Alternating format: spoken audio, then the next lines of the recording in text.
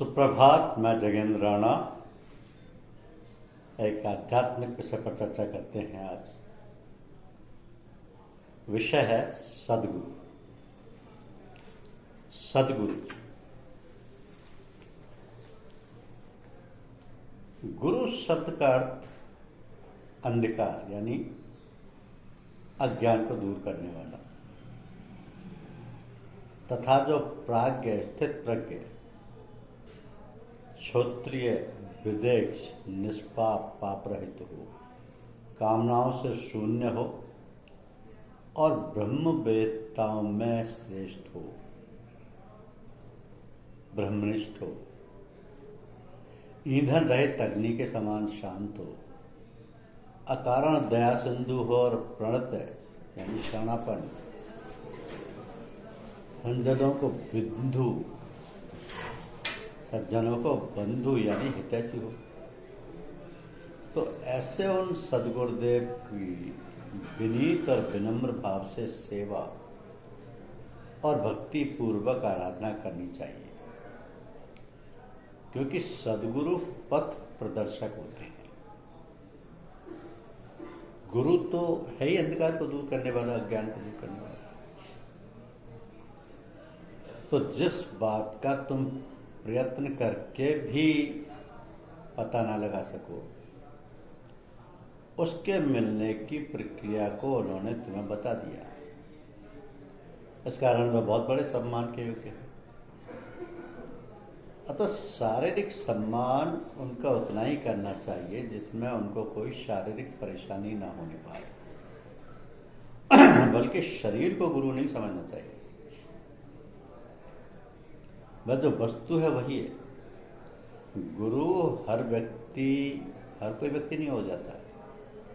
जो अपनी सारी वासनाओं को मिट चुका है, जिसके आचरण में कोई भी कार्य धर्म के विरुद्ध ना दिखाई दे तथा जो सच्चरित्रता और सदाचार का आदर्श हो तथा हर क्षण परमात्मा में लीन रहने से उनके अंदर तद्रुपता आ गई हो, ऐसे महात्मा गुरु कहलाते हैं।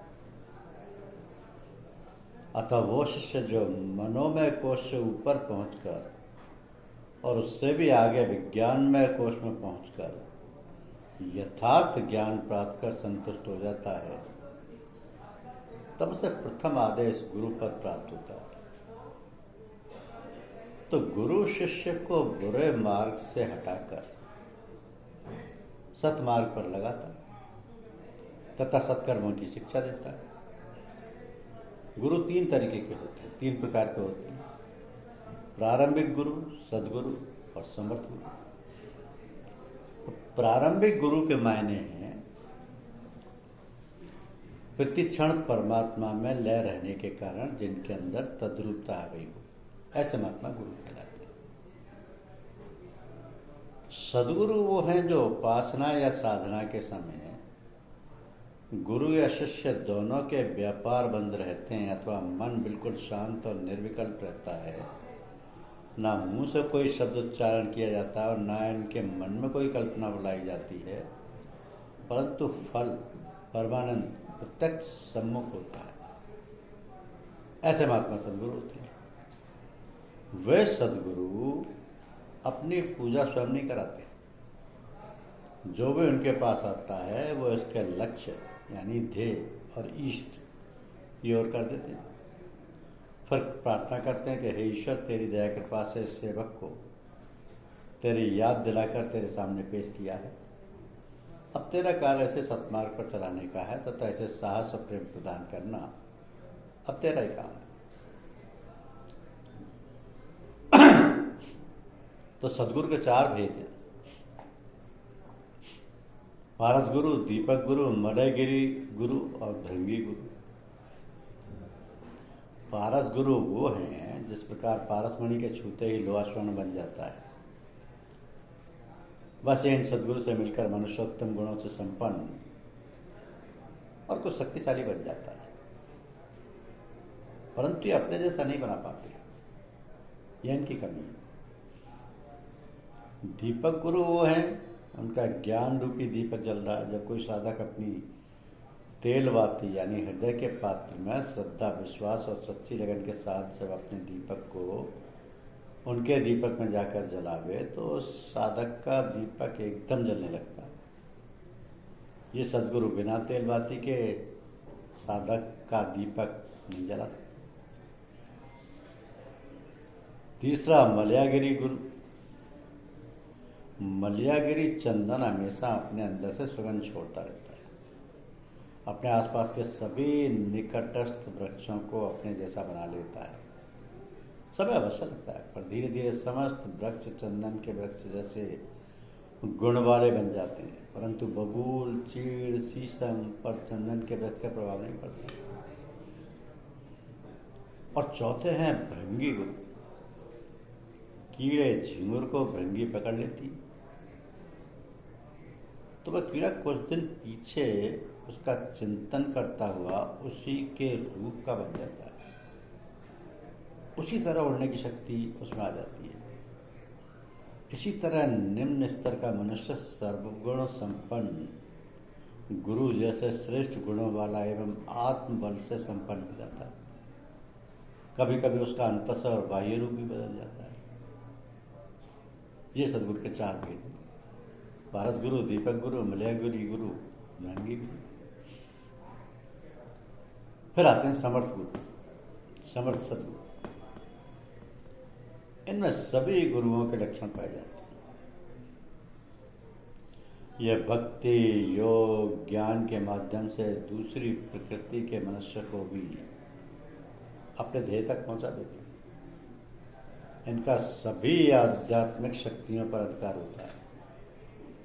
यह समर्थ सदगुरु किसी अधिकारी और अनाधिकारी किसी भी मनुष्य को खाली नहीं छोड़ते और स्वभावतः सबका उपकार करते हैं। तो जब तक सदगुरु की सेवा में प्राण जाने का डर है तब तक बैत कैसी हुई और वह सदगुरु कैसे हमारे रक्षक हो सकते हैं। तो सदगुरु के बिना कौन मार्गदर्शन कर सकता है।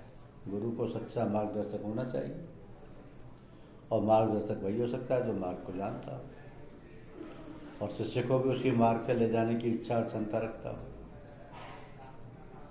इन दोनों शिष्य का धन हरण करने वाले गुरु बहुत से मिलते हैं, लेकिन जो शिष्य का संताप हरण कर ले ऐसे गुरु दुर्लभ ही।